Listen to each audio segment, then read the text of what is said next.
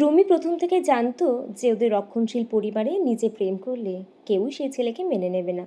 তাইও প্রথম থেকেই সজাগ ছিল যাতে কোনো ছেলের সাথে ওর কোনো রকম সম্পর্ক গড়ে না ওঠে। যে কোনো পুরুষের সঙ্গেই ও সবসময় যথেষ্ট দূরত্ব রেখেই চলতো।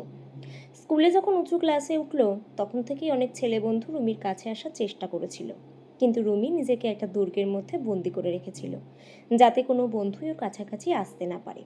সবসময় ছেলেদের বন্ধুত্বের মধ্যে একটা দূরত্ব বজায় রাখতো। রুমিদের পরিবারে এখনো দাদু সর্বেসর্বা। দাদুর উপরে কথা বলার সাহস ওর বাবা কাকা বা জেঠু কারোরই নেই। দাদু আর ঠাকুমার সিদ্ধান্ত শেষ কথা।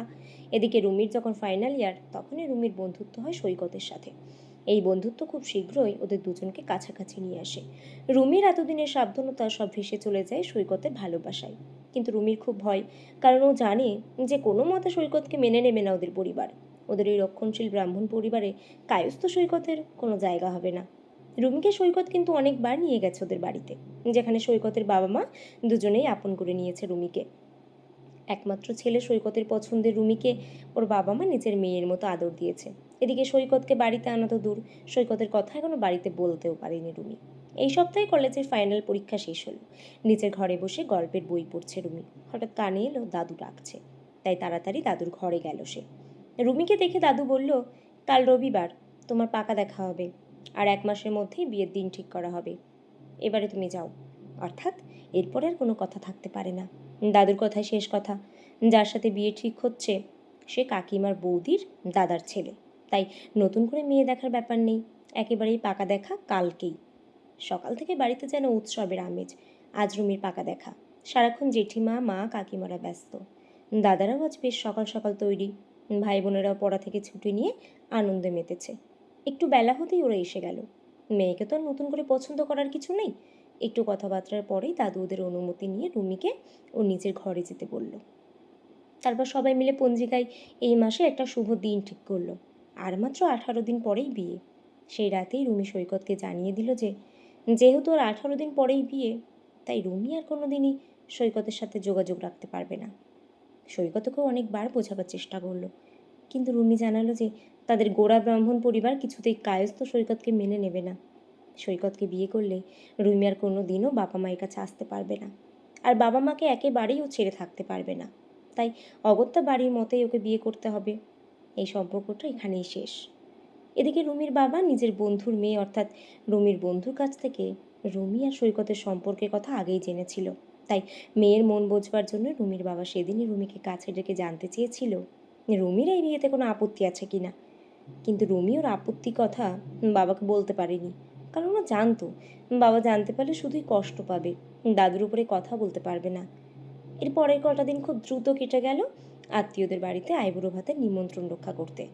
যেদিন রুমি ওর মাসিমণির বাড়িতে যাচ্ছিল দুপুরে খেতে, তখন গাড়িতে যাবার সময় সৈকতের ফোন এসেছিল। সেটা রুমি রিসিভ করেনি। আরও একদিন যেদিন ও ছোটো দিদার বাড়ি আইবুড়ো ভাত খেতে যাচ্ছিল, সেদিন সৈকতের মায়ের ফোনটা এসেছিল। তখন রুমি অন্যমনস্কভাবে রিসিভ করে নিয়েছিল।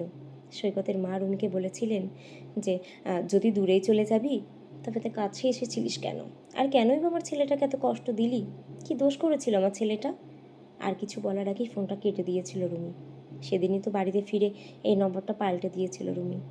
বিয়ের দিন সকাল থেকে নানা নাচার অনুষ্ঠান আর হইচইয়ের মধ্যেই একটা বেলা কেটে গেল।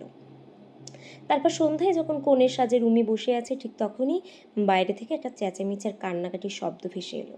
বাবার বন্ধু উদয় কাকু বরকে আনতে গিয়েছিল, কিন্তু বরযাত্রী এসে গেলেও বর এখনো আসেনি। বরযাত্রীরা বাবার বন্ধুর গাড়িতে বরকে রওনা করে দেবার পর নিজেরা রওনা হয়েছে। বরের এতক্ষণ এসে যাবার কথা, তাই বরের বাবা খুব চেঁচামেচি করছে। রুমির দাদু জেঠু কাকা বাবা সবাই খুব চিন্তিত। মা জেঠিমা ঠাকুমারা কান্নাকাটি করছে। বরের বাবা রুমির বাবাকে খুব শাসিয়ে বলে গেল, এখনই থানায় রিপোর্ট করুন। অনেকক্ষণ অপেক্ষা করে বরযাত্রীরা ফিরে গেল। বরের দেখা নেই। মেয়েটা লগ্নভ্রষ্ট হবে এই আশঙ্কায় সবাই যখন কান্নাকাটি করছে, ঠিক তখনই রুমির বাবা সৈকত আর সৈকতের বাবা মাকে সঙ্গে করে দাদুর সামনে নিয়ে গিয়ে বলল, আমার বন্ধুর ছেলে সৈকত, ওরা কায়স্থ। আমাদের বিপদের কথা শুনে আমার বন্ধু ওর ছেলে সৈকতের সাথে রুমির বিয়ে দিতে রাজি হয়েছে। দাদু তো হাতে স্বর্গ পেল। বলল, এখন আর আমাদের বামুন কায়েত ভাবার সময় নেই। মেয়েটা লগ্নভ্রষ্ট না হয় সেটাই আগে দেখতে হবে। শুভ লগ্নে রুমি আর সৈকতের বিয়ে হয়ে গেল। দাদু 4 ভরি সোনার হার দিয়ে আশীর্বাদ করলো নাচ জামাইকে। ভালোভাবে সব মিটে যাবার পরেই বাবার যে বন্ধু উদয় কাকু বরকে আনতে গেছিল, ফিরে এলে সবাইকে জানালো যে বরকে নিয়ে আসার সময় ড্রাইভার রাস্তা ভুল করে অন্যদিকে নিয়ে গেছিল, আর সেখানে একদল ছিনতাইকারীদের হাতে ওরা পড়েছিল। এখন বরকে তার নিজের বাড়িতে পৌঁছে দিয়ে উদয় কাকু ফিরে এরপর রাতে যখন সবাই নিজের নিজের খাওয়া দাওয়ার বিশ্রামে ব্যস্ত, তখনই রুমি বাবার ঘরে ঢোকার সময় বাইরে থেকে শুনতে পেল বাবা উদয় কাকুকে বলছে, পাড়ার ক্লাবের ছেলেদের একদিন ভালো করে খাইয়ে দিতে হবে, ওরা আজ অনেক উপকার করেছে। ওদের সাহায্যে আজ বরকে ভুল পথে নিয়ে গিয়ে ছিনতাইয়ের নাটকটা করে তবেই রুমিকে তার পছন্দের ছেলের হাতে তুলে দিতে পারলাম। কদিন থেকে মেয়েটার মুখের দিকে তাকাতে পারছিলাম না। সবটা জানতে পেরে আনন্দে রুমির চোখে জল ভরে বাসি বিয়ের দিন খুব সকাল সকাল রুমি ঘুম ভেঙে উঠে বাবার কাছে গিয়ে বাবার কোলে মাথাটা রেখে অনেকটা হালকা হলো। হৃদয় দিয়ে অনুভব করলো একমাত্র বাবাই পারে বটগাছের ছায়া দিয়ে সারা জীবন মেয়েকে এভাবে আগলে রাখতে। বাবার মতো এত কাছের বন্ধু পৃথিবীতে আর কেউ হয় না। ধন্যবাদ।